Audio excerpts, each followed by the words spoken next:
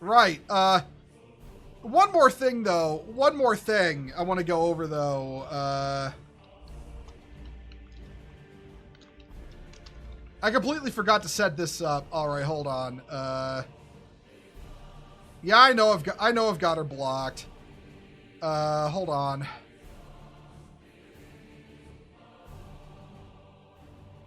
Where the fuck was that? All right, so the Clout Goblin was up to it again. We're gonna switch back to the we're gonna switch over to the media section right now.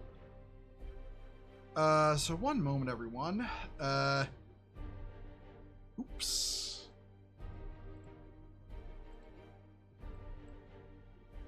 Put that there, and okay.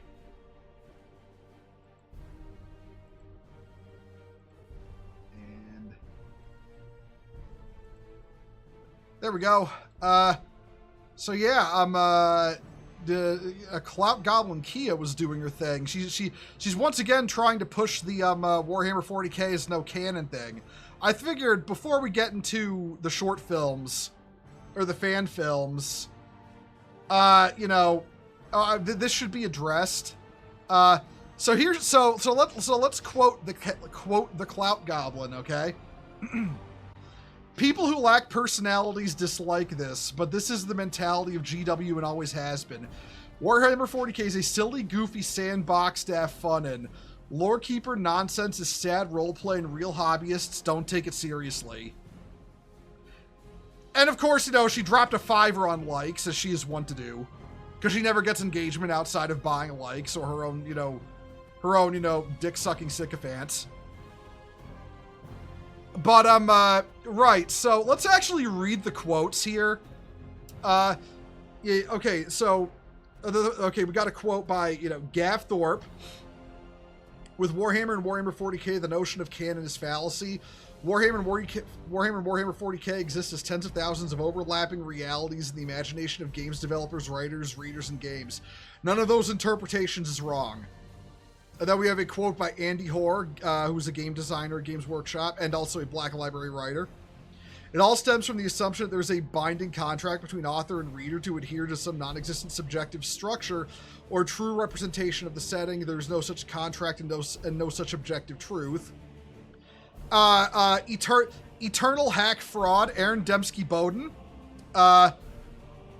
who co-author of the Horus Heresy series. That is such a pretentious title. He is not the co-author of the Horus Heresy series. He writes books in it. Okay? There is no canon. There are several hundred creators all adding to the melting pot of the IP.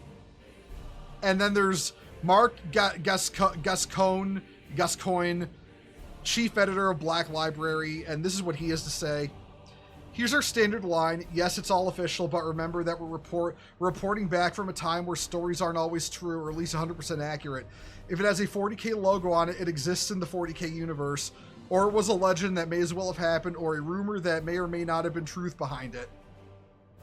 Here's the problem with all of these. These are just opinions. These were never, ever company policy regarding whether or not there is canon in Warhammer 40K. These are the opinions of people who write for Warhammer, but they are not facts about Warhammer. This falls into the fact of canon that, one, you cannot deny canon or make canon through interviews, and two, if you publish it, until you make it very clear it's not canon, then it's canon. That's how it works. It does not matter what these people think. The company, the higher-ups, the people who run Games Workshop, disagree with them. And they cannot alter canon or alter policy through their words in interviews. That's how it is, and that's how it always will be. And if you disbelieve me, we're going to take a look at something. Now, for those who don't know, this is on the Black Library website. Okay, this is the summary. This is the summary of the novel Space Marine by Ian Watson. For a little context, no relation to the video game series. This is I want to say this was like the second novel for Black Library ever released, back when they were still 1993. I think 93 was second edition or late in first. But okay, let's see what it. Oh, what's this? If there is no canon, it would be impossible to make tabletop RPGs or video games. There has to be a framework or laws in the setting. Exactly. If there's no canon, there's no setting. If you have a setting, you have canon. It's not up to it's technically not even up to the author, you know? If you have a setting, you have canon. It's that simple. But okay, let's read this. This is from the Black Library website. You can go check it yourself anytime, okay? Space Marine, a classic Warhammer 40,000 novel. Believe us when we tell you that Space Marine is quite unlike any other Warhammer 40,000 novel you've ever read. First published in 1993, though completed some years earlier. Okay, it would have been completed around the time of first edition.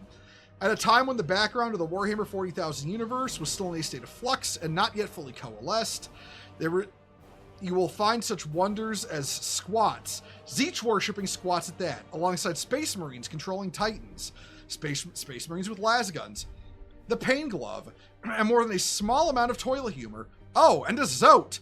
How can we forget the Zote? Although the temptation was great to rewrite significant portions of this book to make it conform to current background as a curiosity piece, as a historical snapshot of the Warhammer 40,000 universe, circa the early 1990s, this book is invaluable. It also serves as a shining example of what can happen when a respected genre author, at the height of his powers, is let loose on an established shared universe. Just don't try to fit it into the modern Warhammer 40,000 timeline. So as you can see, Games Workshop themselves acknowledge there's canon through the simple act of saying, this is not canon. If what is not canon is dictated, then what is canon is dictated as well. It's like, it's an equal and opposite reaction situation, you know? I'm sorry, but I have to use this. But I hate whenever the progs try to describe anything cool or remotely masculine as goofy or silly. They even do it to characters that even fit the term goofy, like Jotaro form, Jojo, or U-form persona. It's so lame. Yeah, no. Well, I mean, it's all about breaking down masculinity, right? That's why they want Warhammer 40,000 to be, to be this like satire of fascism with no canon, because they try to push that so unbelievably hard. And that's why. It's because they want to break down masculinity. Because Warhammer 40k is objectively a masculine setting. I mean, it's got all-female armies. It's unironically got more all-female armies than all-male armies. And yes, that includes Custodes, because female Custodes aren't canon. We've been over this.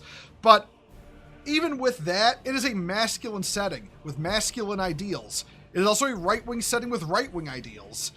And it doesn't really matter what the author intends, because much like with, the Starship Troopers movie, they keep fucking writing it as right-wing. I mean, I don't make the rules. That's just how they write it.